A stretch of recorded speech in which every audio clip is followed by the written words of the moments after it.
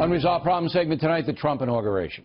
There are reports that the tenor Andrea Bocelli, too afraid of reprisals to perform at the inauguration. Now, those reports have been shot down by the Trump Inauguration Committee. We talked with that. But the tenor will not be performing, and he is a friend of Donald Trump's.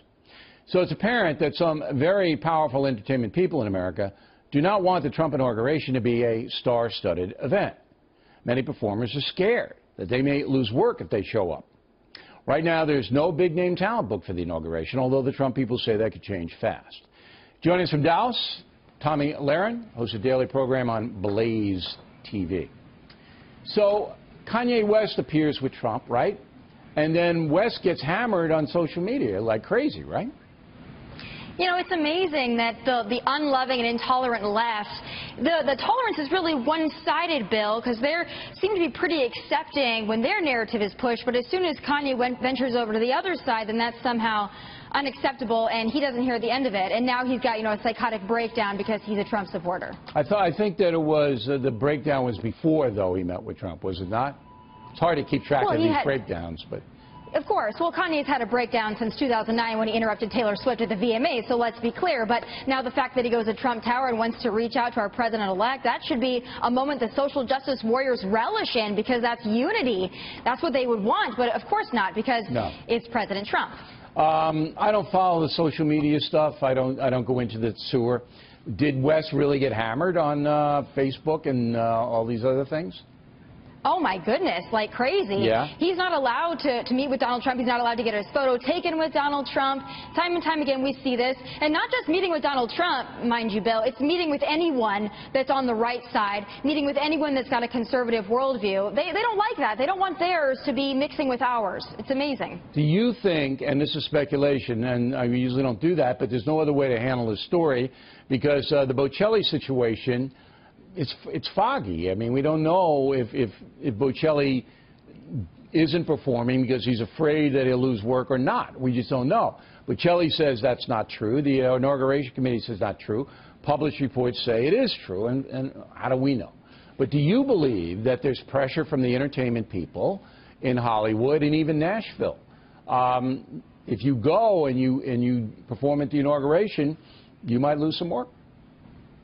Well, Bill, there are still many Americans out there that fail to understand that Donald Trump will be our 45th president, that he will be inaugurated on January 20th. They haven't even accepted that yet. If they can't accept that, of course they're not going to accept entertainers going to perform at an inauguration. This should be an exciting moment for America. If there are veiled threats against performers, that they would lose their livelihood if they went to a presidential inauguration, that's a felony. That's big time. I mean, bitterness over a vote, okay, we understand. But threats swirling around, that's really un-American and unacceptable.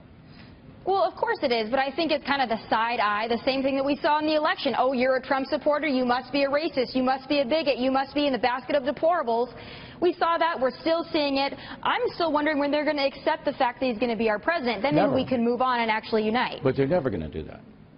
Never. Of course they're not, but, you know, they're forgetting that the millions of Americans that voted for Donald Trump in the middle of America that they conveniently ignore, we do have a voice, and we made that known, and we're continuing to make that known. But they don't care about those people.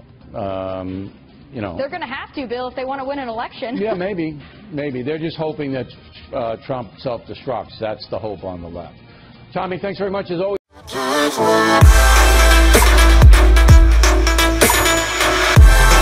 Trump.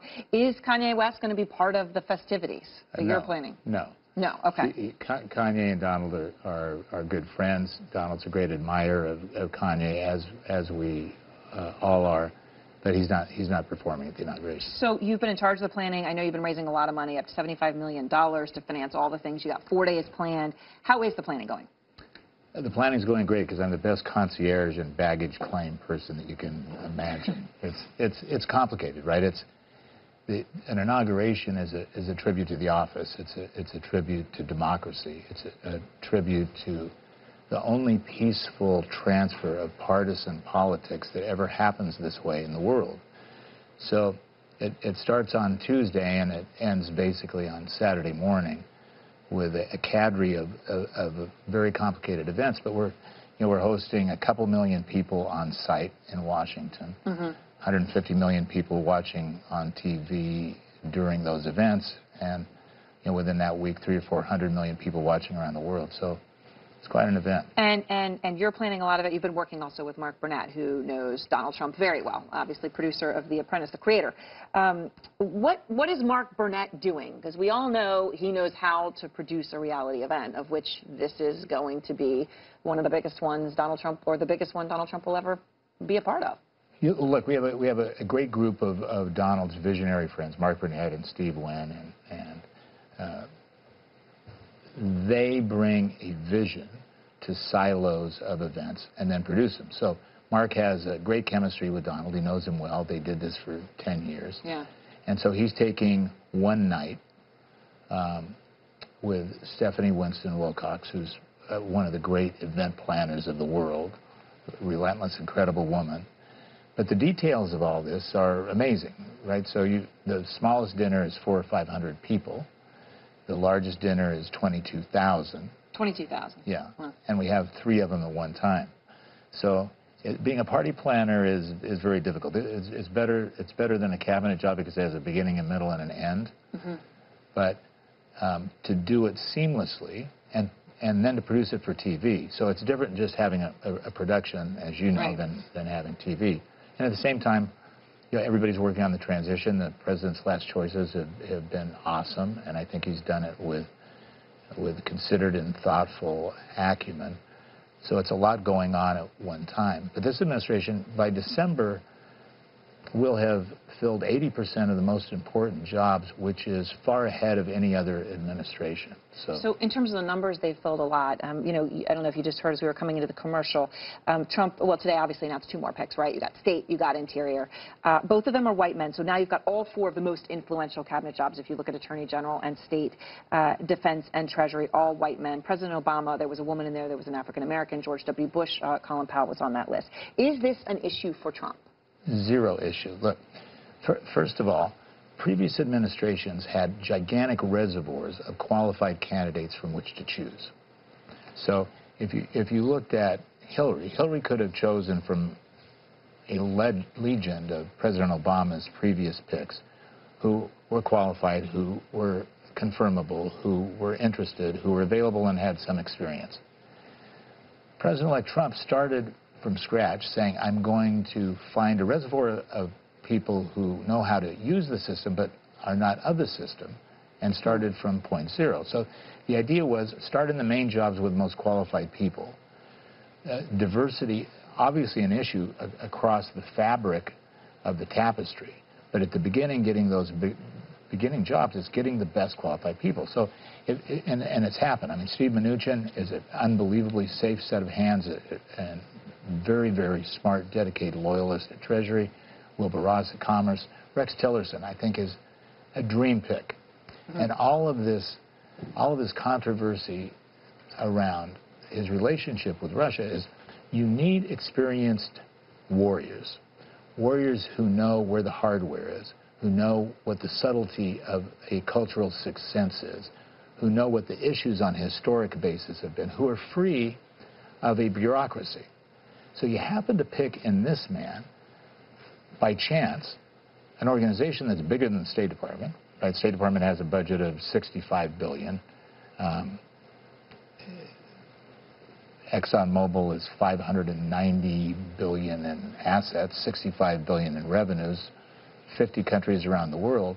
This man has negotiated, been a diplomat, run a business, and has relationships with all of those people, which is only the benefit. He's not setting policy. Congress is really setting policy. Right. So it's a great opportunity. And people who think, why is Russia the enemy? You need Russia to solve the Middle East crisis. You need them to respect the United States, but you need somebody who understands how to glean and harvest that respect. So I think you have to wait until this president has filled out his cabinet and then look at the menu of diversity and say, was that properly So quickly done? before we go, and John McCain, who seems very much against Rex Tillerson, says Vladimir Putin is a butcher, he's a murderer, he's a thug. Wrong? I don't know, but it's irrelevant. You have to deal with him. Is that a statement of saying we're not going to deal with them, we're going to go to war with Russia? I don't think that's a very knowledgeable or profound way to look at the world. Donald Trump is a deal maker. He's going to find places that he can adjust honorably and make deals, and I think he's done a great job.